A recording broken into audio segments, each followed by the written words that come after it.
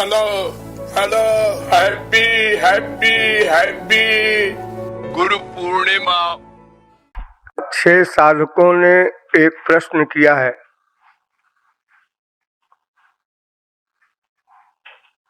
मेरा गला बहुत गड़बड़ हो गया है, तो मैं डिटेल में तो नहीं समझा पाऊंगा, संक्षेप में आप लोग समझ लीजिए।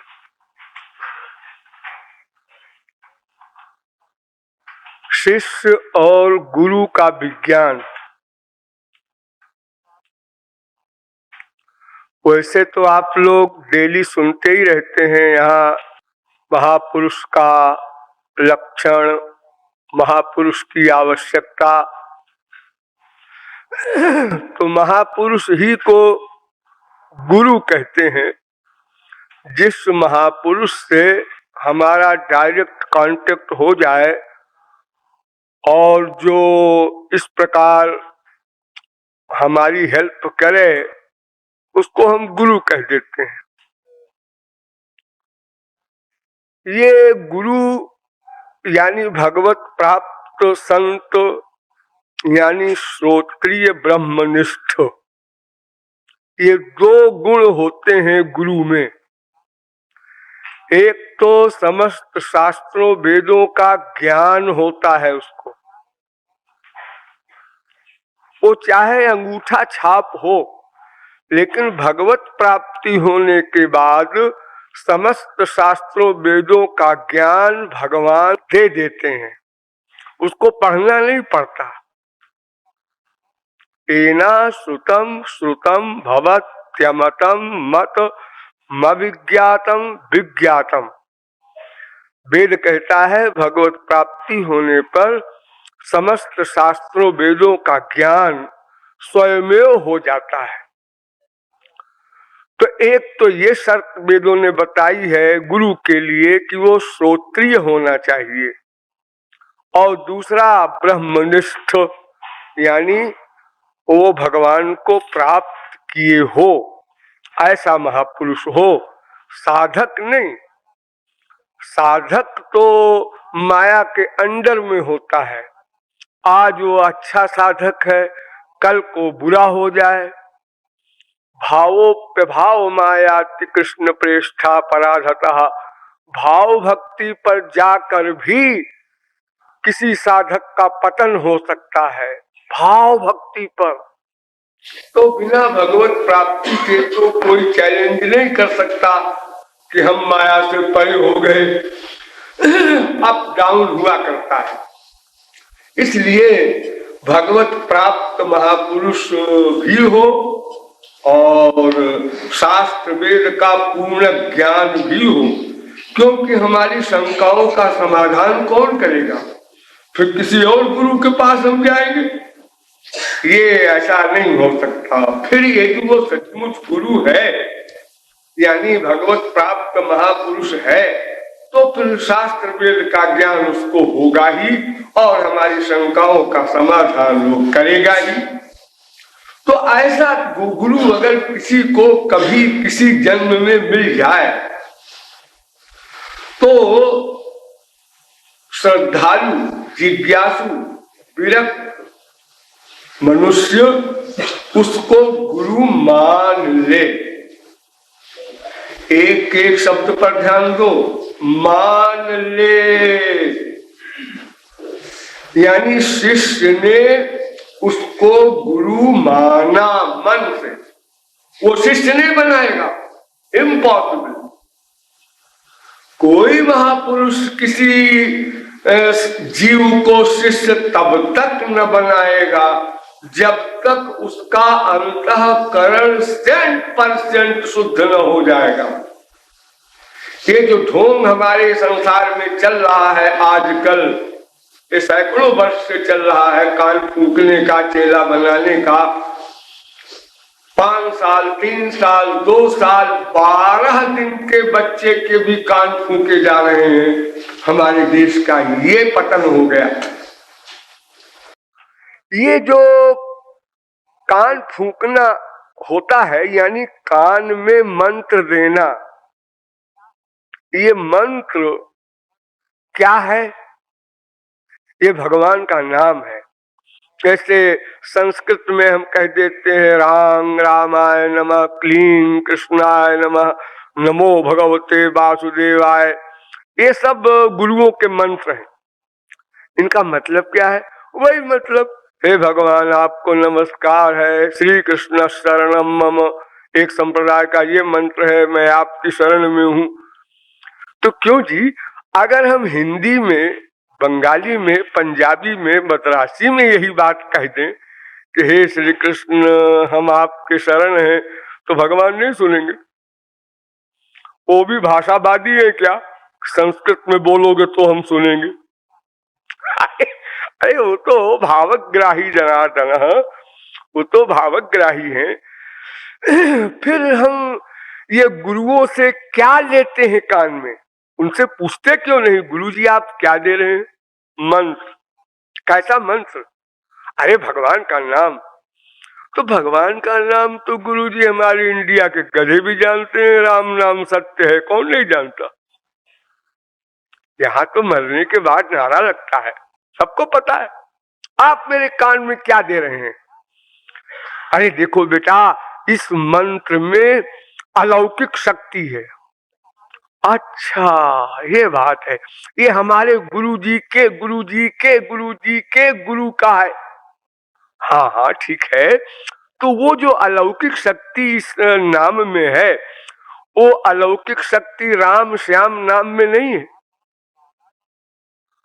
अगर आपके द्वारा दिए हुए कान के मंत्र को न जप करके हम हरे राम जपें, गोविंद जय जय गोपाल जय जय बोले, तो उसमें वो शक्तियां नहीं है।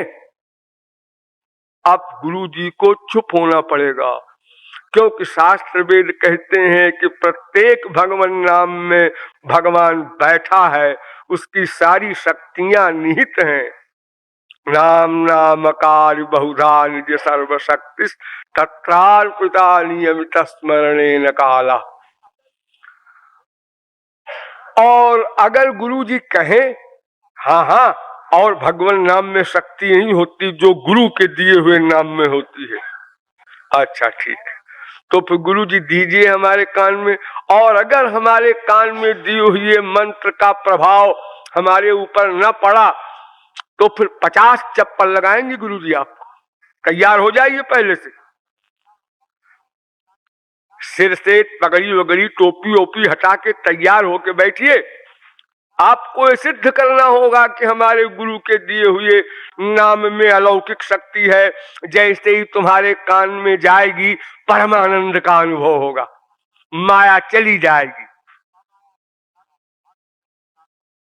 अब गुरुजी या तो भाग जाएंगे रात को वो स्थान छोड़ करके, या तो आपसे माफी मांगेंगे। इतना नाश कर दिया हमारे देश का इन पाखंडियों ने, कान फूंक फूंक करके। और ये मूर्खों को देखो जो कान फुकाते हैं, ये पूछते भी नहीं कि आप क्या दे रहे हैं। भगवान का नाम, ये तो हमको मालूम है पहले से। आप क्या दे रहे हैं ये बताइए। थियरी की नॉलेज भी उनको नहीं है, बेचारे क्या देंगे वो। वेद शास्त्र का नाम नहीं जानते। तो हम पहले गुरु किसी को मानते हैं, वो शिष्य नहीं बनाएगा, हम उसको मानेंगे। मान के नंबर 1 थियरी समझेंगे, तत्व ज्ञान, जीव क्या है, माया क्या है, भगवान क्या है। ये मत कोई सोचे कि हम तो प्यार करेंगे, हमको तत्व ज्ञान की क्या जरूरत है। बिना तत्व ज्ञान के आपका प्यार 1 सेकंड में ढह जाएगा। और प्यार फैक्ट में होगा ही नहीं। आप लोग इतने यहां बैठे हैं, बताइए जब आप पैदा हुए तब से इतने बड़े हुए, आपको क्या मालूम था राधा कौन है? अगर इतनी गहराई से न समझाया जाता कि राधा तत्व क्या है, तो राधे नाम लेने में आपको वो आनंद कहां मिलता जो इस समय मिल रहा है। श्री कृष्ण कौन है, अगर ये न समझाया जाता तो आज उनके प्रति जो आपकी आस्था है, अनुराग है, वो कितना कम होता अगर आपको समझाया न जाता कि भगवान और महापुरुष योग माया से कार्य करते हैं, इसलिए वो माया का कार्य करते हुए माया से परे रहते हैं। अगर ये फिलॉसफी आपको न समझाई जाती तो आप कहते क्यों जी, शंकर जी को भी माया लग गई, पार्वती को भी लग गई, गरुड़ को भी लग गई, सबको लग गई, तो ऐसी भगवत प्राप्ति को दूर से नमस्कार। हम भगवत प्राप्ति करके क्या फायदा उठाएंगे, फिर तो हमको भी लग जाए। तो तत्व ज्ञान बहुत आवश्यक है। नॉक और ऑलस, गौरांग महाप्रभु ने कहा कि आलस्य मत करो, तत्व ज्ञान प्राप्त करो। तो पहला काम गुरु करेगा कि हमको तत्व ज्ञान कराएगा। तुम कौन हो, तुम किसके हो, तुम्हारा कौन है, संसार में तुम्हारे मन का लगाव क्यों हो रहा है, वो कैसे हटाया जाए, ये सब आपको डिटेल में समझाएगा। आप खूब पूछिए, उससे समझिए। आप गुरु मानते हैं, सब समझिए और उस गुरु के बताई हुई साधना कीजिए। अभी वो शिष्य नहीं बना रहा है, आप गुरु बनाए हैं, बनाए रहिए। क्योंकि अगर आप गुरु नहीं बनाएंगे तो उसकी बताई साधना में विश्वास नहीं करेंगे, तो फिर साधना नहीं करेंगे, शरणागति नहीं होगी, तब फिर गुरु योगक्षेम वहन नहीं करेगा। आपकी शरणागति की लिमिट के अनुसार ही गुरु योगक्षेम वहन करता है, संभालता है। तो इस प्रकार साधना करते समय भी वो गुरु हेल्प करता रहेगा आपकी। और फिर जब अंतःकरण शुद्ध हो जाएगा तो वही दीक्षा देगा, चाहे कान में से दे दे, चाहे आंख से दे दे, चाहे चिपटा के दे दे, चाहे फूंक मार के दे दे। 50 तरीके महापुरुषों ने अपनाए हैं अनादिकाल से अब तक। अरे देना है किसी बहाने दे दो, एक घूसा मार के दे दो, देना है। उसमें तो कोई आवश्यक नहीं कि काने से दिया जाए। गौरांग महाप्रभु ने कईयों को ऐसे ही दिया, चिपटाया दिया, किसी महापुरुष ने आंख से आंख मिलाया दे दिया। तो ये अपने अपने तरीके हैं, देना है जब तो ले लो, कैसे दे लो। और इस बीच में नंबर 2, इस बीच में अगर किसी को पता चल जाए कि मेरा गुरु सही नहीं है, इसको भगवत प्राप्ति नहीं हुई है, हमने समझ लिया, हम भोले भाले थे तो हमारे बाप भी गए कान फुकाने, हम भी चले गए, हमारे पति देव गए तो हम भी चले गए, इत्यादि बहुत से कारण ऐसे भी होते हैं कि भाई जबरदस्ती चलो तो मंत्र ले लो गुरु जी से। जो मंत्र नहीं लेता उसके हाथ का पानी नहीं पीना चाहिए। ये वही गुरु लोग प्रोपेगेंडा करके कानों में दिमाग में भर देते हैं आप लोगों को। तो ऐसे किसी कारण से, भोलेपन से, अजीब अल्पज्ञ तो ही है, कौन शास्त्र वेद जानता है कि महापुरुष की पहचान किसी को मालूम है। अगर ऐसा कहीं गलत गुरु बना लिया है तो लड़ाई झगड़ा न करो उससे, चुपचाप अलग हो जाओ, उदासीन हो जाओ, न उससे प्यार न खार। ये ध्यान रखना संसार में कहीं द्वेष न होने पाए। उसने हमको धोखा दिया है, ठीक है, तुम भी तो धोखे में आए हो। धोखा देने वाला अपराधी है तो धोखा खाने वाला भी तो अपराधी है। वो बिना समझे बूझे क्यों चला गया। तो कहीं झगड़ा फसाद बवाल और दुर्भावना न करके चुपचाप अलग हो जाओ और अपना ढूंढो, दूसरा महापुरुष मिले। और मेरा ख्याल तो ये है कि ढूंढने के बजाय डायरेक्ट श्री कृष्ण को रोकर पुकारो तो वो कृपा करके किसी वास्तविक महापुरुष से मिला देंगे। ये ढूंढने से तुम्हारी खोपड़ी से नहीं मिलेगा, क्योंकि जो असली महापुरुष हैं वो बड़े विचित्र होते हैं। तार वाक्य क्रिया मुद्रा विज्ञ न बुझे। बड़े बड़े सरस्वती बृहस्पति भी उसकी बातों को नहीं समझ सकते। अगर हम उसके पास गए इस अहंकार से कि जरा देखें ये महापुरुष है कि नहीं, तो वो ऐसा व्यवहार कर देंगे कि आप तुरंत अबाउट टर्न होके भाग जाएंगे। अरे वो आपके हृदय की बात तो जान ही लेते हैं, और फिर वो ऐसी एक्टिंग करना जानते हैं कि जिस चीज से आपको नफरत है वही वो करेंगे, तो अपने आप भाग जाएंगे। तो इसलिए अहंकार से युक्त होकर के तो भगवान और महापुरुष के यहाँ ठिकाना नहीं किसी का, हो तो सिर के बल गिरेगा। श्रद्धा पूर्वक जिज्ञासु भाव से अगर हम भगवान से रोकर पुकारें तो भगवान के द्वारा कोई महापुरुष जब मिलाया जाएगा तो वो उसका हिसाब ठीक बैठ जाएगा। तो ऐसा बैठ जाए तो उसकी शरण में चले जाओ, और जब किसी महापुरुष की शरण में जाने पर तुम्हें लाभ प्रत्यक्ष दिखे, इस पॉइंट को नोट करो, प्रत्यक्ष लाभ दिखे। हाँ, हमें तत्व ज्ञान हुआ, हम नहीं जानते थे, ये सब बातें समझा, भगवान में मन लगने लगा, अब संसार से मन हटने लगा। ये सत्संग करते करते जब ये सब फीलिंग आपको हो तो अब पक्की मोहर लग गई कि हमारा गुरु वास्तव में प्रैक्टिकल मैन है। देखो, हमको पता ही नहीं चला, इतना समय निकल गया, भगवत विषय में इतना समय हम दे सकेंगे इस जीवन में, ये कल्पना भी नहीं कर सकते थे। हम तो आधा घंटा बोर हो जाते हैं, घर में बैठते हैं तो आधा घंटा भजन नहीं कर सकते। तो अगर दूसरा महापुरुष हमको मिल जाता है, और दोनों महापुरुष हैं, तो भी जिस महापुरुष के द्वारा आप साधना प्रारंभ करके चल रहे हैं, केवल उसी के पास जाइए, और महापुरुष के पास न जाइए, क्योंकि सारे महापुरुषों का अपना अलग अलग तरीका होता है। शंकराचार्य और तरीके से साधना बताते हैं, वल्लभाचार्य और तरीके से, गौरांग महाप्रभु और तरीके से, तो हम कंफ्यूज्ड हो जाएंगे।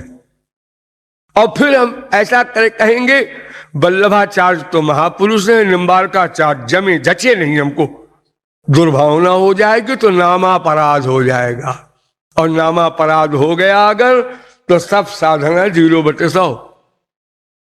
इसलिए अगर किसी को वास्तविक महापुरुष मिल जाए और उससे लाभ हो रहा है तो केवल उसी के निर्देश में वो चले, और कहीं न जाए, न कोई संबंध रखे। कुछ लोगों को बीमारी होती है, इस मंदिर में जिसका लेक्चर होगा सबका सुनेंगे, कब उसमें कूड़ा कबाड़ा गधे अंगड़ खंगड़ सभी बोलने आते हैं मंदिर में, और सबका सुनने जा रहे हैं, और सुन सुन के हे बेवकूफ कुछ नहीं जानता। तो तुम सुन करके गाली देने गए थे वहां? जब तुमने समझ लिया क्या करना है, तो अब सुनने क्या जा रहे हो? अब तो करो, साधना करो, उससे लाभ होगा। सुनना तो मक्कारी है, समझ लेने के बाद, समझने के पहले सुनना आवश्यक है, ठीक है, लेकिन समझ लेने के बाद तुम जाओ सुनने, तो जो वास्तविक महापुरुष नहीं होगा वो ठीक ठीक बता ही नहीं सकता, गड़बड़ करेगा वो जगह जगह। और जो गड़बड़ सुनोगे तो चूंकि तुमने ठीक ठीक समझा है, इसलिए तुम्हारी दुर्भावना होगी उसके प्रति, और दुर्भावना हुई तो तुम्हारा नुकसान हो गया। वो तो जो है सो है, तुम अपना नुकसान क्यों करते हो?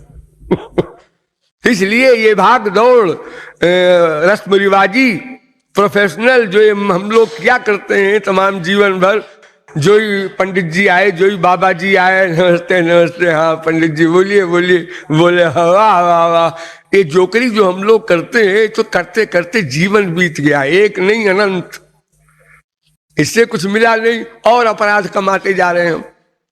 इसलिए आपके गुरु ने जो तत्व ज्ञान करा दिया है और जो साधना बता दी है, बस उसी को कीजिए। आप कहीं भाग दौड़ न कीजिए, घर के कमरे में बैठ करके साधना कीजिए, जहां भी हो साधना कीजिए, सब टाइम साधना, प्रैक्टिकल साधना में लगाइए। और अगर कोई बात कभी भूल गई हो, न समझ में आई हो, अपने गुरु से पूछिए, यहां वहां न भागिए। नहीं तो संशय पैदा करा देंगे लोग, और संशयात्मा विनश्यत, संशय हुआ कि जीव का पतन हुआ। इसलिए यद्यपि शास्त्रों में ऐसा सिद्धांत है कि आप 50 गुरु चेंज कर सकते हैं, वास्तविक महापुरुष अगर आपको 10 मिल गए तो आपने एक महापुरुष को छोड़ा, दूसरे महापुरुष को पकड़ा, तीसरे महापुरुष को पकड़ा, लेकिन दुर्भावना कहीं न होने पाए, ये शर्त है। तो आप 1000 गुरु कर सकते हैं, कोई प्रतिबंध नहीं है। लेकिन अगर दुर्भावना एक किसी गुरु के महापुरुष के प्रति हो गई तो नामापराध हो गया, फिर आप उस अपराध में पकड़ लिए गए, फिर भगवान की प्रीति आप नहीं पा सकते, चाहे दिन रात आंसू बहाया करें। भगवान को चिढ़ है, सबसे बड़ी चिढ़ यही है, हमारे जन के प्रति तुमने दुर्भावना किया और हमारे बनना चाहते हो। वो तो हमारे प्राण है, मेरे संत, मेरे जन, उनकी सेवा से ही तो मैं प्रसन्न होता हूं, और तुम उन्हीं के खिलाफ सोच रहे हो और मेरा कीर्तन भी करते हो साथ में। तो इसलिए हम वास्तविक महापुरुष को महापुरुष मानकर गुरु बनावे, माने मन से, और वही व्यवहार भी करें और साधना करें उसकी बताई हुई। जहां गड़बड़ हो उसी से पूछें, और अन्यत्र सब जगह सुंदर भावना से दूर से नमस्कार रखें, उनके संपर्क में न जाएं। वो महापुरुष है कि नहीं, एक तो ये डाउट, और अगर है भी और उनका तरीका कोई और है और उस तरीके से हम साधना करना चाहें तो फिर 4 दिन इधर जाएं, 4 दिन उधर जाएं, 4 दिन उधर जाएं, तो बस इसी में हमारा जीवन समाप्त हो जाएगा। हम क्या पा सकेंगे। और अगर कोई एक महापुरुष को छोड़कर दूसरे महापुरुष की शरणागति स्वीकार करता है तो ये न सोचे कि पहला महापुरुष नाराज हो जाएगा। अगर वो महापुरुष है सचमुच तो कभी नाराज नहीं होगा।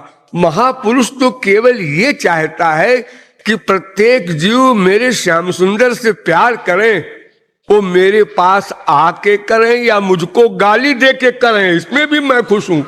ये मेरे प्राण वल्लभ से प्यार करें, हर महापुरुष, वास्तविक महापुरुष ये चाहता है। ये तो बाजारू जो व्यापारी हैं, वहां चले गए हैं, तुम्हारे गुरु के पास कमी थी, ये गाली गलौज और तुमको सांप दे देंगे, ऐसे बोलते हैं। इनको तो चप्पल से पिटाई हो तब हमारे संसार में बंद होगा पाखंड। ये जो इतनी बड़ी मक्कारी करते हैं ये लोग, डराते हैं शिष्यों को, तुमने गुरु का अपमान किया है, ऐसे बोलते। तो डरना नहीं है इन सब बातों से। हाँ, किसी की निंदा, बुराई और दुर्भावना इससे अलग रहिए। अपने मन को वहां से हटा के जिस गुरु से अधिक लाभ मिल रहा है वहां लगा दीजिए और अपने लक्ष्य पर चलते जाइए। ना कोई गुरु रुष्ट होगा, और अगर गुरु नहीं है, वो पाखंडी है, तो रुष्ट हो, अपना सर फोड़ ले, आपका क्या बिगाड़ेगा। आप तो उस महाशक्ति के शरण में, जिसके लिए दुर्भाषा वगैरह ने हार मानी है अम्बरीश के लिए, इसलिए आपको डरने की आवश्यकता नहीं है। तो इस प्रकार शिष्य गुरु संबंध बना करके जब हम साधना करते करते अंतःकरण शुद्धि की अवस्था प्राप्त कर लेते हैं, तब वही गुरु हमको दीक्षा देता है। अब दीक्षा का नंबर आया। जैसे आपके घर में आप सब फिटिंग कर लीजिए, बिजली की तार की, बल्ब लगा लीजिए, सब ठीक ठाक कर लीजिए, इसके बाद पावर हाउस बोलेगा सब फिटिंग हो गई आपके घर में। हाँ साहब हो गई। अच्छा, उसने अपने पावर हाउस से तार जोड़ा और इमीडिएटली सारे घर में लाइट हो गई, पंखे चलने लगे, एसी चलने लगा। 1 सेकंड में 1,86,000 मील तक वर्क शुरू हो गया। तो ये पावर हाउस के पावर देने के बाद फिर करना नहीं है, कुछ करना तो खत्म हो गया अंतःकरण शुद्धि पर ही। अब उसे करना धरना नहीं है, अब तो रस पाना है। दीक्षा का मतलब पका पकाया दे दिया, स्पिरिचुअल हैप्पीनेस, वो दिव्य आनंद। तो वो मिल गया तो अब वो छीनने का सवाल नहीं, न उसको बनाए रखने के लिए मेहनत करना है। अरे वो तो हटाओ तो नहीं हटेगा। अब तुम साधना करो किसी प्रकार निकल जाए हमारी खोपड़ी से श्याम सुंदर असंभव है। श्याम सुंदर भी नहीं निकल सकते तो आप क्या निकालेंगे? वो जो आ गया वही नहीं जा सकता है सर्वसमर्थ हो करके भी। जो सूरदास इसीलिए तो कहते हैं, हृदय ते जब जाओगे मर्द बदोंगो तो ही। बड़े तुम परम पुरुष बनते हो, मेरे हृदय से निकल जाओ, हम हार मान ले। तो वो तो सब असंभव है। जब लाह में कोई रंग पड़ जाता है, पिघली हुई लाह में, और एक हो जाता है तो वही रंग नहीं निकल पाता, तो वो उस अवस्था में क्या निकलेगा? तो दीक्षा तब होगी। तो अब देखिए कि जब तक अंतःकरण शुद्धि न हो जाएगी तब तक कोई महापुरुष वो दीक्षा दे कैसे? आप लोग एक बात समझ लीजिए, ये स्पिरिचुअल प्रेम जो होता है उसमें इतनी पावर होती है कि अगर कोई बिना अधिकारी बने किसी को दे भी दे जबरदस्ती, तो आपका शरीर फट के चूर चूर हो जाए, आप सह नहीं सकते। आपका अंतःकरण इतना वीक है कि संसार का ही बड़ा दुख और बड़ा सुख आप सह नहीं पाते, तो इतनी बड़ी पावर को आप कैसे सहन करेंगे? तो इसलिए अधिकारी बनने पर ही संसार में भी नियम बनाया गया है। आपको वकालत पढ़ना है, जी हाँ, वकील बनना है, जी हाँ, पहले आप ग्रेजुएट हो जाइए, पहले बीए पास कर लीजिए, फिर आइए वकालत पढ़िए। डायरेक्ट पढ़ा दीजिए ना हमको पहले वकालत, क्यों फालतू हम 18 साल की ये एक्टिंग करें? नहीं, इम्पॉसिबल, ऐसा नहीं होता। दुनिया में भी हम अधिकारी बन करके ही किसी चीज का असली लाभ ले पाते हैं। देखो, एक पहलवान मुक्के से दिन भर ऐसे ऐसे मरवाता रहता है अपने शरीर में, लेकिन अगर वही हाथ तुरंत के पैदा हुए बच्चे के ऊपर कोई मार दे तो एक ही हाथ में वो 0/100 हो जाए। भाई अभी तो माँ उसके ऊपर धीरे से पोले पोले हाथ चलाती है। 4 साल 3 साल का बच्चा हो जाता है तब भी धीरे से मारती है, ध्यान रख करके। जोर से मार दे तो कहीं आंख फूट जाए, कहीं कुछ हो जाए। हाँ? तो इसलिए वो सब बात की बातें हैं। अभी तो हमको किसी वास्तविक महापुरुष को अपनाना होगा जिससे हमारा अधिक लाभ हमारे अनुभव में आवे, और बाकी जगह हमें त्यागना होगा, लेकिन वहां द्वेष न होने पाए, और जो राग अभी तक था वो भी छूट जाए। न प्यार हो न खार हो, चुपचाप अलग हो जाओ। जैसे हम संसार में जाते रहते हैं और कहीं एक चेन मिली पड़ी हुई, चेन आजकल ऐसी ऐसी चेन चली है कि बड़े बड़ों को धोखा हो जाए कि सोना है कि नकली है। कम से कम मैं तो 0/100 हूं इस मामले में। अब आपने देखा है सोने की चेन है, वो आपकी सहेली ने आपके सखाने का, अरे रे तो 2 रुपए के हो। अच्छा, अब आप तो भी लापरवाही, आप लड़ते नहीं उस चेन से, अलग हो। मैं समझा सोना है, तो मैंने समझा है महापुरुष है, इसलिए 1 साल 2 साल 10 साल 50 साल सत्संग उसका किया। अब मालूम हो गया या इससे बड़ी चीज हमको कहीं मिल गई तो अब उससे अलग हो गए। चुपचाप अलग हो जाओ, लड़ाई झगड़ा दुर्भावना ये सब न हो। इस प्रकार अलग होते जाओ, चाहे 100 गुरु बनाओ, और बनाना पड़ेगा। अभी क्या हुआ है, एक जन्म में भगवत प्राप्ति नहीं हुई, फिर आप पैदा हुए, फिर गुरु बनाएंगे। अनंत गुरु बना चुका है, कोई ठेका नहीं है, कोई लिखा पढ़ी थोड़ी है। ये फिजिकल ब्याह नहीं है कि एक पति हो चुका तो हो चुका। अब आजकल तो 1000 पति भी होने लगे, तब तलाक होने लगा। लेकिन ये कोई सिद्धांत भगवान का नहीं है। अनंत जन्म में हमने भगवान के पाने के लिए सोचा ही होगा, गुरु भी बनाए होंगे, लेकिन या तो वो गुरु सही नहीं था या तो फिर हम सही नहीं थे, ठीक उसकी आज्ञा मान के साधना नहीं थी, दो में कहीं गड़बड़ है, वरना तो हमारा काम बन गया होता। इसलिए ये गुरु शिष्य के विषय में थोड़ी सी बात समझने की है और विशेष फिर कभी